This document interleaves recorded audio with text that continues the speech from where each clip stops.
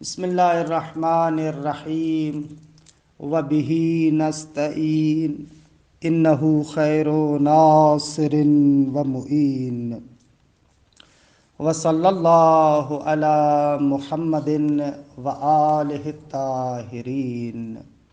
انشاءاللہ حول و قوت الہی سے جواہر البلاغہ کا مباحثہ کرنے جا رہے ہیں۔ جواہر البلاغہ معانی بیان اور بدیع کے بارے میں ہے۔ خوب معانی بیان بدیع کے تینوں کو کبھی کبھار علم بلاغت کے نام سے بھی تعبیر کیا جاتا ہے۔ اس کی بہت زیادہ اہمیت ہے، لیکن بڑے افسوس سے کہنا پڑتا ہے کہ اپنی تمام تر اہمیت کے باوجود ہمارے مدارس کے اندر مغفول ہے۔ اگرچہ ہمارے مدارس کے اندر جواہر البلاغہ ظاہر سی بات ہے کہ پڑھایا جاتا ہے، لیکن وہ مزہ جو استاد شاگرد دونوں کو اس علم سے لینا چاہیے وہ نہیں دکھتا۔ اس کا بنیادی سبب بھی یہ ہے کہ شاگرد ان مباحث کے پیچھے چھپے ہوئے اسرار اور رموز کی طرف متوجہ ہی نہیں ہوتا۔ شاگرد کو ایسے لگتا ہے کہ اصطلاحات کا ایک بوجھ ہے جو میرے اوپر ڈالا جا رہا ہے، اور بہرحال امتحان میں پاس ہونا ہے، یہ نیت ہوتی ہے، لہٰذا نہ پڑھانے والے کو مزہ آتا ہے نہ پڑھنے والا مزہ لیتا ہے۔ ورنہ حقیقت یہ ہے کہ علم بلاغت اتنا شیرین اور اتنا مزیدار علم ہے، چاہے علم معانی ہو، چاہے بیان ہو، چاہے بدیع ہو، اتنا شیرین اور مزیدار ہے کہ انسان کیف کرتا ہے، وجد میں آتا ہے، مزہ لیتا ہے۔ اور سب سے بڑی بات یہ کہ ہم لوگوں کا جو مسلمان ہیں ان لوگوں کا سب سے زیادہ تعلق قرآن مجید سے ہے۔ قرآن مجید کے اسرار و رموز کو سمجھنے کے لیے علم بلاغت کا سمجھنا بہت زیادہ ضروری ہے۔ اگر واقعاً کوئی مناسب تفسیر ہم پڑھنا چاہیں، جیسے تفسیر کشاف ہے، تفسیر المیزان ہے، التحریر والتنویر ہے، تو ظاہر سی بات ہے جب تک آپ ان بلاغت کی بنیادی ترین ابتدائی ترین چیزوں کو نہیں جانیں گے تو آپ قرآن کی ان تفاسیر کو کہاں سمجھ پائیں گے؟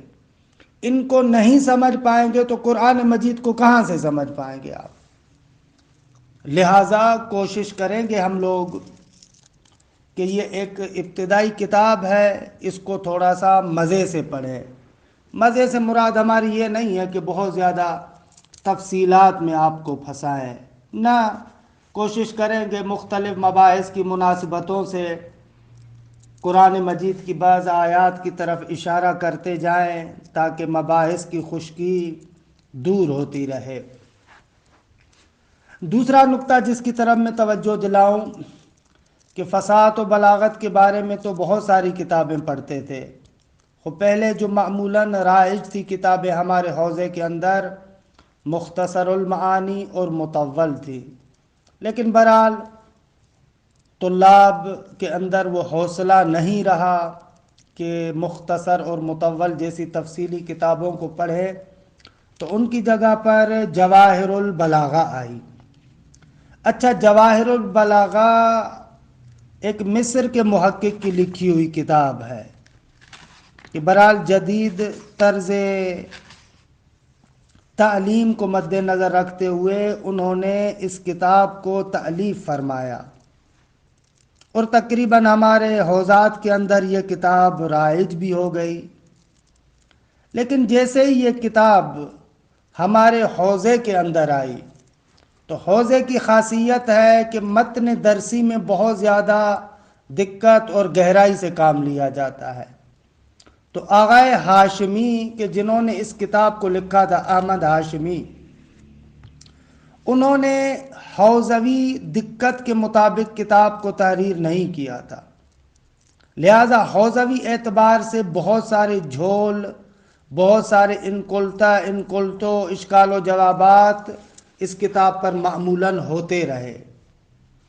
نتیجہ اس کا یہ ہوا کہ آہستہ آہستہ اس متن کی تہذیب ہوتی رہی، تصحیح ہوتی رہی، یہاں تک کہ اب جو آخری نسخہ ہمارے سامنے آیا ہے، حوزہ علمیہ قم کے بہت ہی بڑے پائے کے اساتید کہ جنہوں نے واقعاً ادبیات اور خصوصاً بلاغت کے اندر عمر کا ایک بہت ہی بڑا وقت گزارا ہے، تو ان لوگوں نے تصحیح کر کے جو آخری نسخہ ہمارے سامنے دیا ہے کہ تقریباً پہلے والے نسخے کے اندر جو عیوبات اور نقائص تھے وہ تقریباً ختم ہو گئے، یا اگر ہیں بھی صحیح تو بہت کم ہیں۔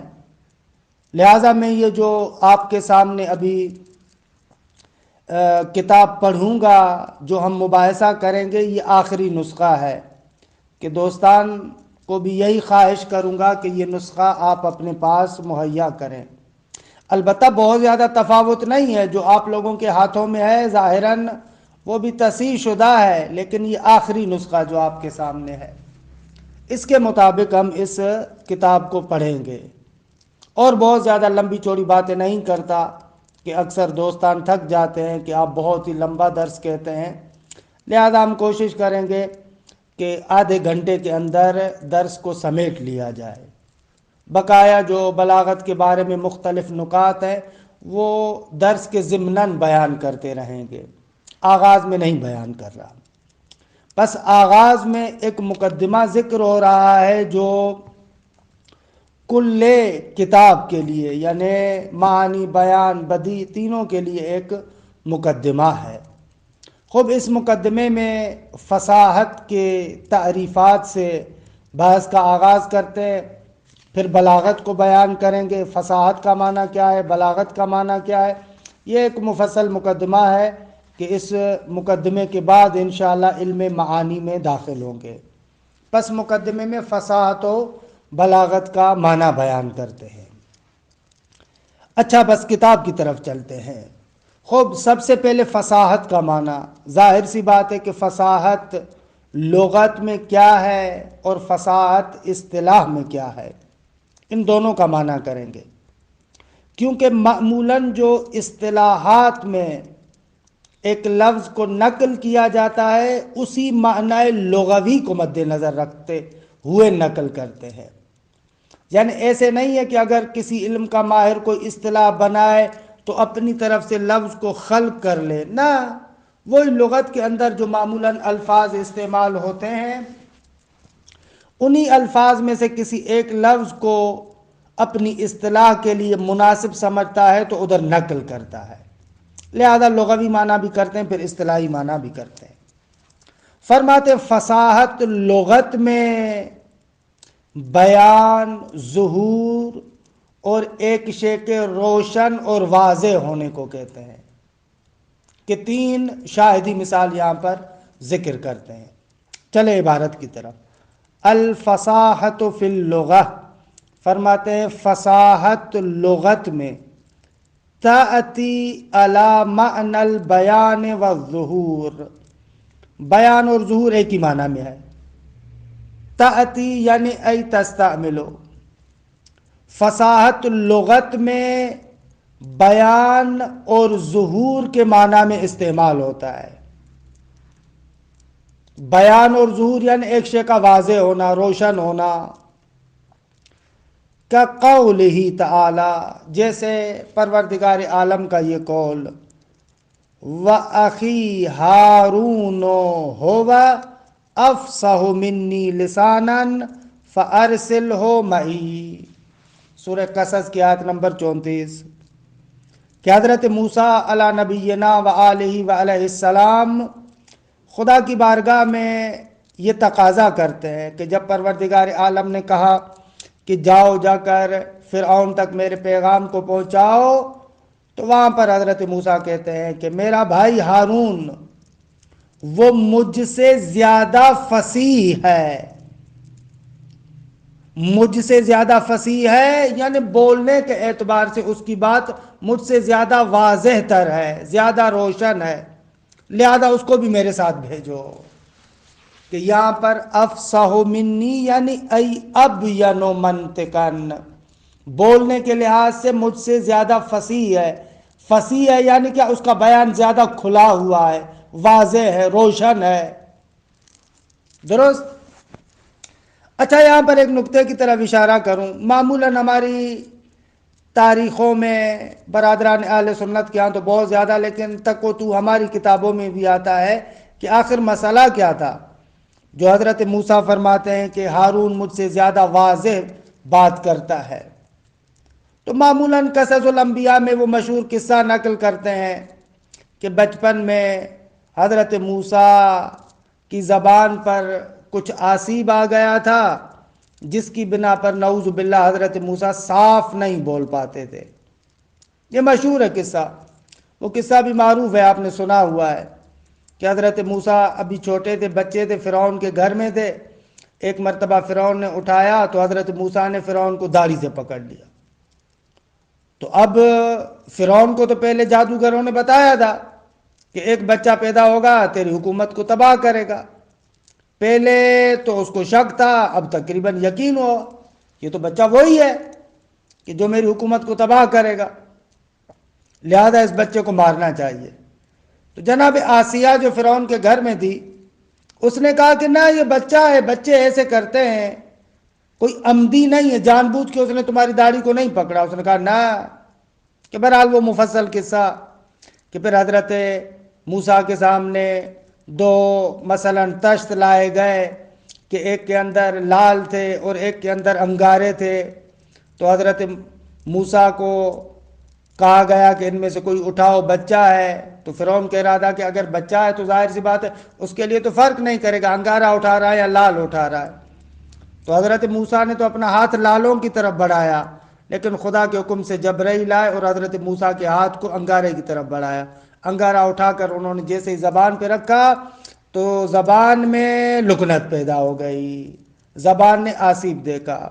معروف قصہ یہ ہے کہ اس قصے کی بنا پر کہتے تھے کہ حضرت موسیٰ کی زبان میں لکنت تھی۔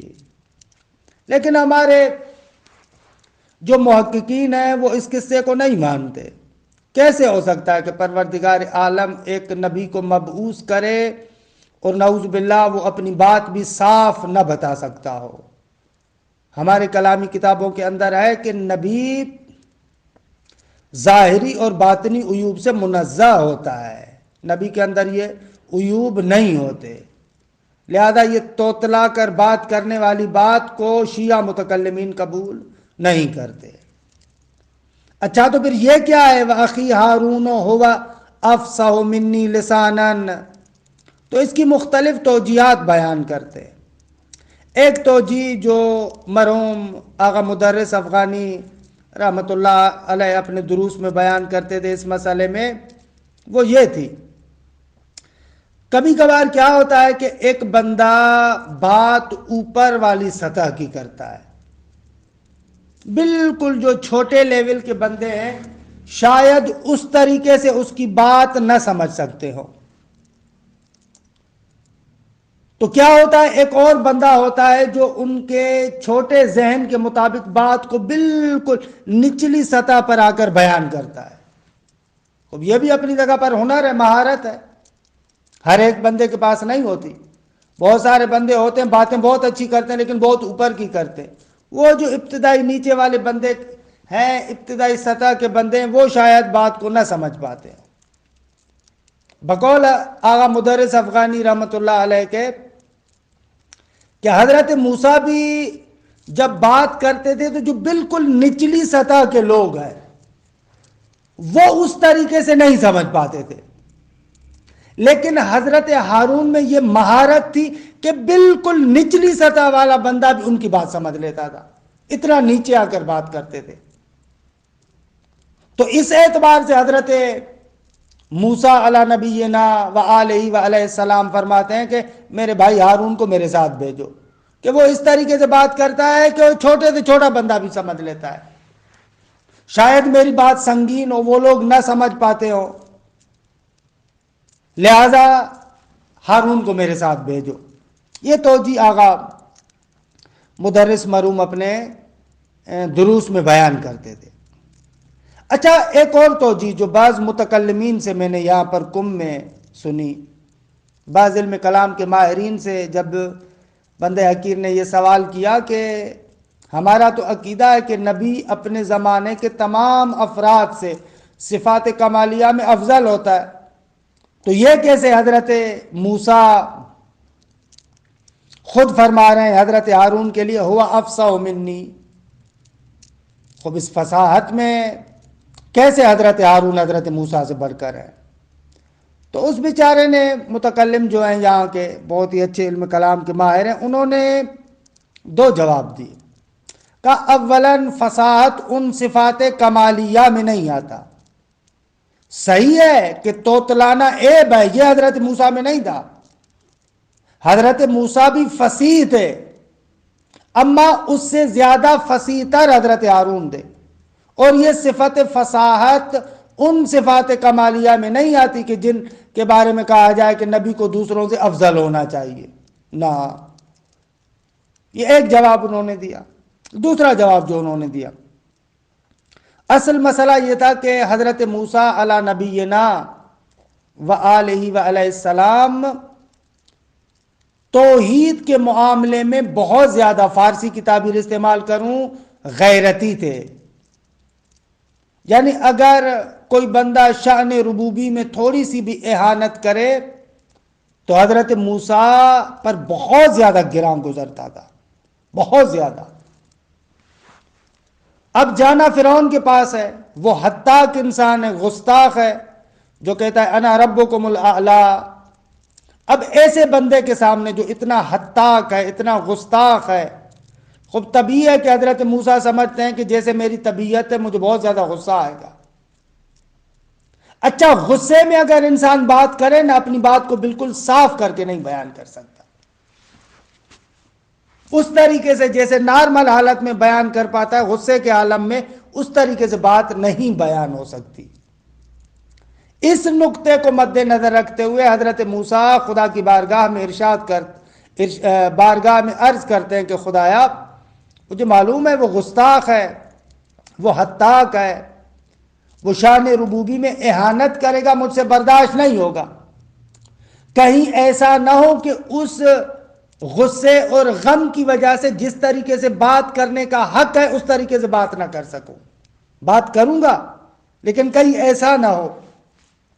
لیکن میرا بھائی ہارون وہ زیادہ اس مسئلے میں بہتر ہے، یعنی وہ نارمل بات کر لیتا ہے، اتنی زیادہ تاثیر اس پر نہیں ہوتی ہے لیکن اتنی زیادہ نہیں ہوتی۔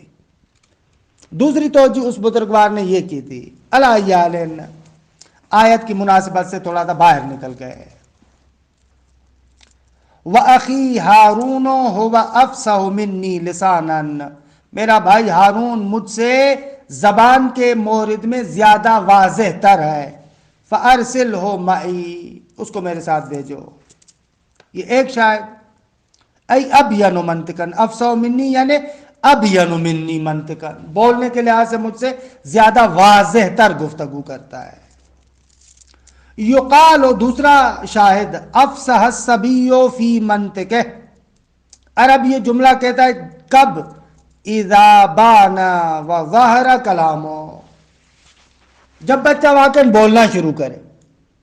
مثلا دیکھتے ہیں جب بچہ بولنا شروع کرتا ہے تو وہاں پر کہتے ہیں افصح الصبی، کیونکہ جب بالکل چھوٹا سا بچہ ہوتا ہے فقط چند آوازیں ہوتی ہیں لیکن بول تو نہیں پاتا، بیان واضح نہیں ہوتا، لیکن جب وہ بولنا شروع کرتا ہے تو وہاں پر کہتے ہیں افصح الصبی فی منطقہ، یعنی بچے نے بولنا شروع کیا ہے۔ اذا بان وظہر کلامہ، جب اس کی بات ظاہر ہو، بانا بھی یعنی وہی ظاہر ہے۔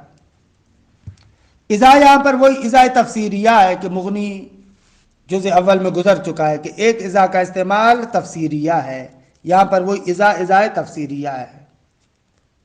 دوسرا شاید تیسرا، وقالت العرب افصح الصبح وفصح اذا اضاء، خب یہاں پر باب افعال ثلاثی مجرد مزید دونوں کو لے کر ایک معنی میں.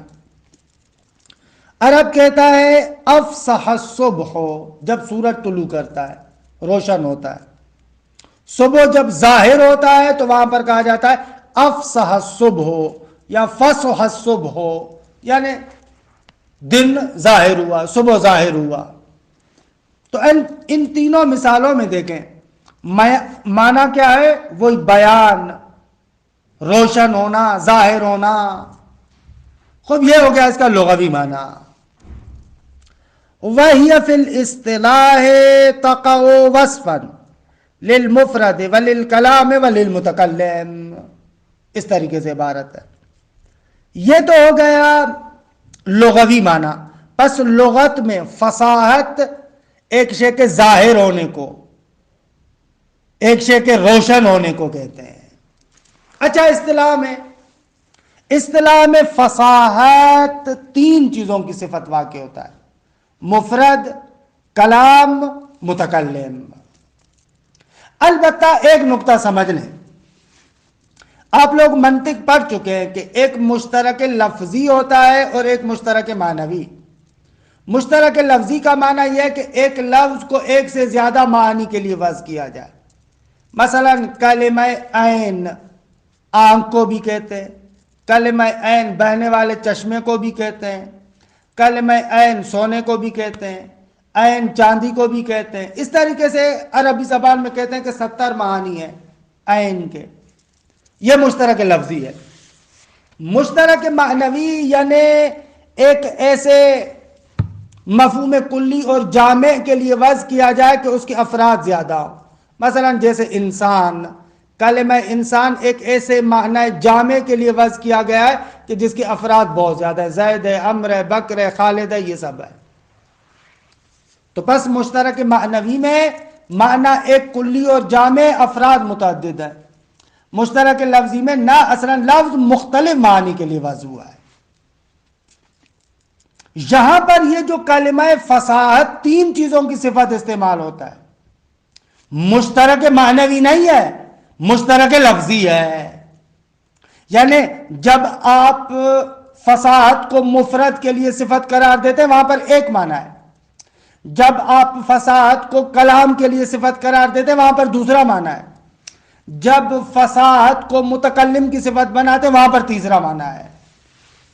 لہذا یہ نقطہ ذہن میں رہے کہ فصاحت جب تینوں کی صفت واقع ہوتا ہے تین مختلف معنیوں میں ہے، نہ کہ ایک جامع معنی ہے کہ اسی معنی کے اعتبار سے تینوں میں استعمال ہوتا ہو. نہ نہ نہ نہ، مشترک لفظی ہے. دقت کیجیے گا. وَهِيَ فِي الْإِصْطِلَاحِ تَقَعُ وَصْفًا، فرماتے ہیں یہ فصاحت اصطلاح بلغا میں. اچھا یہ بھی نقطہ سمجھ لیں، ایک مرتبہ کہتے ہیں علماء بلاغیون اور دوسری مرتبہ کہتے ہیں بلغا. بلغا اور بلاغیون میں فرق ہے. بلاغیون علماء بلاغت کو کہتے ہیں جو علم بلاغت میں مہارت رکھتے ہیں. مثلا عبد القاہر جرجانی علم بلاغت میں مہارت رکھتا ہے، یا اور جتنے بھی علماء ہیں، خطیب قزوینی، ملا سعد الدین تفتازانی، واہ واہ واہ واہ دوسرے علماء. پس بلاغیون علماء بلاغت کو کہتے ہیں. لیکن بلغا یعنی وہ افراد جو بلیغ گفتگو کرتے ہیں، ولو ان کے علم بلاغت انہوں نے نہ پڑھا ہوا ہو، علم بلاغت کا ایک کلمہ بھی نہ آتا ہو، لیکن ان کی گفتگو بلیغ ہوتی ہے، ان کو کہا جاتا ہے بلغا. پس بلاغیون اور بلغا میں تفاوت ہے. بلاغیون علماء بلاغت کو کہتے ہیں، بلغا وہ لوگ جو بلیغ صحبت کرتے ہیں، بلیغ گفتگو کرتے ہیں. وَهِيَ فِي الْإِصْطِلَاحِ یعنی علماء بلاغیون کی اصطلاح میں یہ صفت واقع ہوتا ہے، یا کلام بلغا میں صفت واقع ہوا ہے، مفرد، کلام، متکلم تینوں کے لیے. مفرد کے لیے جیسے الرحمن، الشمس، الارض، مثلا الرحمن لفظ بلیغ، الشمس لفظ بلیغ، الارض لفظ بلیغ، کہ انشاءاللہ مفرد میں بلا جو ہے بے بخشید. الرحمن لفظ فصیح، الشمس لفظ فصیح، الارض لفظ فصیح. فصاحت کے بارے میں بات ہے کہ لفظ بلاغت اشتباہی آ گیا ہے زبان پر، کہ مفرد میں فصاحت کا کیا معنی انشاءاللہ ذکر کریں گے تفصیل سے. یا کلام کے بارے میں بھی، مثلا نحو قول علی امیر المؤمنین علیہ السلام کہ ان الحق ثقیل مریء و ان الباطل خفیف وبی. سبحان اللہ. امیر المؤمنین کا یہ کلام فصیح ہے کہ حق ثقیل ہے، سنگین ہے، اس کو تحمل کرنا مشکل ہوتا ہے، لیکن مری یعنی گوارا ہے. درست ظاہر میں سخت لگ رہا ہے اس کو برداشت کرنا، لیکن گوارا ہے، فائدہ مند ہے. جبکہ اس کے مقابلے میں وَإِنَّ الْبَاطِلَ خَفِيفٌ، باطل ہلکا ہوتا ہے، اس کو برداشت کرنا مشکل نہیں ہے، بلکہ کبھی کبھار تو مزہ آتا ہے، عام طور پر ایسے ہی ہوتا ہے. لیکن وبیء، وبادار ہے. ظاہر میں مزہ آئے گا، ہلکا ہے، لیکن اپنے پیچھے بیماری لائے گا، وبا لائے گا. کہ یہ اب کیا ہے؟ کلام ہے، اور کلام فصیح ہے. وللمتکلم، متکلم کی بھی صفت واقع ہوتا ہے فصیح، جیسے ابی الحسن الرضا علیہ السلام، امام رضا علیہ السلام کے بارے میں، کما قال فیہ ابو السلط الہروی. ہروی وہی ہرات کے رہنے والے جو آج کل افغانستان میں نا، ہرات وہیں کے تھے. ابو السلط مولا کے خادم تھے. امام رضا کے بارے میں فرماتے ہیں کان الرضا علیہ السلام یکلم الناس بلغاتہم. امام رضا علیہ السلام لوگوں سے ان کی زبان میں بات کرتے. ایرانی آتا فارسی میں، عرب آتا عربی میں، حتیٰ روایات میں کہ کوئی دوسرے منطقے کا آتا، علاقے کا آتا، اسی کی زبان میں بات کرتے. کان رضا علیہ السلام یکلم الناس بلغاتہ، انہی کی زبان میں گفتگو کرتے. وکان واللہ افصح الناس، کہ ابو سلط کہتے ہیں کہ قسم بخدا امام رضا سب لوگوں میں سب سے زیادہ فصیح تھے. یہاں پر فصاحت متکلم کی صفت واقع ہوئی ہے. اچھا، ایک کی تفصیلات ہیں کہ عرض کیا کہ آدھے گھنٹے سے زیادہ درس نہیں ہوگا، لہذا یہیں پر درس کو روکتے ہیں. وصلی اللہ علی محمد و آل بیتہ الطیبین الطاہرین.